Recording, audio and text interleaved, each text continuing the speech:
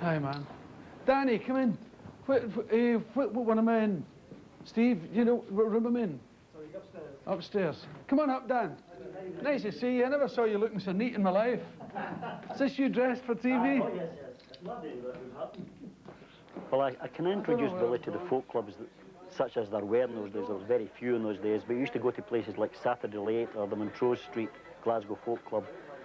Billy was a very shy welder, you know, was a very shy young chap, and he played guitar a wee bit and sang songs, but he was attracted to the character, or the characters of the folk scene in Glasgow in those days.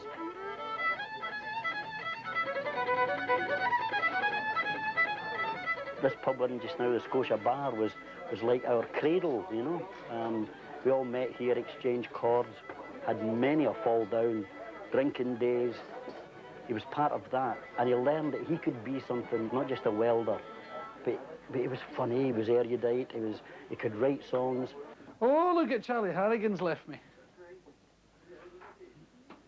Folk Festival T-shirt, see? Lest we forget that we are actually folk singers who got away with it. Folk singers who ran away with the prize, you see. I'm constantly giving this reminder. Don't forget most people get this, don't forget your background. We knew you when you knew no shoes. Well, we remember you played the banjo Connolly. For some reason, I gave up music on the stage. I couldn't find a place where my music fit anymore. But having stopped, I found myself practicing like a man possessed.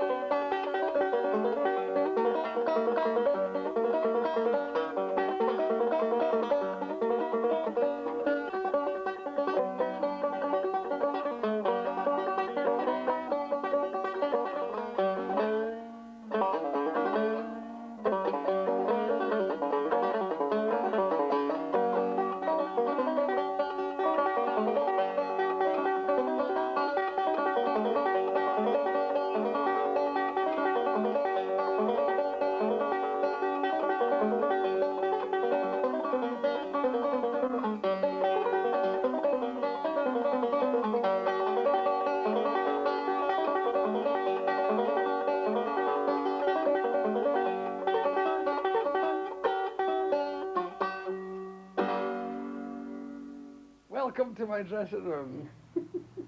I'm usually completely alone at this point, but I've got nothing to. I usually spend some time alone and try and think of the first sentence. You know, how I'm going to just open up as soon as I get on the stage. And tonight, but there's a rawness about tonight that I'm rather enjoying. You know, there's a fear in me that isn't usually this much. But as I said earlier in the car, the playing in your hometown for a comedian's an extraordinary experience. We'll see what happens. I'll try and just relax into it. But the last time I played here, I started nervous and I stayed nervous and come off, you know, nervous. I did well, but I stayed, you know, very tight, and I don't really like that very much. But I'll try and relax into it, try and get onto my heels quick. You know, if you lean back in your heels, it's good for you. Instead of, if you're nervous, you tend to lean forward and your heels get light and your knee starts to bounce.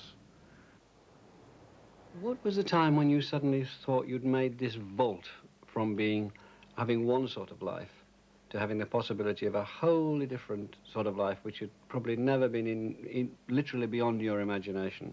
It was more an amalgam of things. I saw guys with long hair and earrings and the incredible string band and people, and I thought, I didn't realize until then that you could actually create an entirely different life for yourself. You know, it was within your bounds to become a completely different person.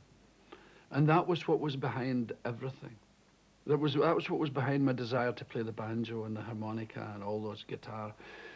You really remember thinking as self-consciously as that you wanted to be a completely I different wanted to be a person? different person. I wanted to look and feel and different and hope in that way I would behave different and somehow lose this unhappy wretch that I had been.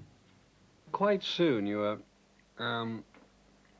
your patter between numbers at the folk club was becoming the act. The talk was becoming the act. Yeah. And you started to go for what were then thought of as taboo subjects, really. Yes. Politics, religion, excrement. Yeah. Was that again a deliberate decision, or was that what No. made you laugh? It was always what had made me laugh. Yeah. And I think the British have a long history, a long, colourful, successful history of vulgarity and bawdry. And I just tapped it. I just went for it and did it on stage. If you farted with your fingers, I wouldn't bother you at all.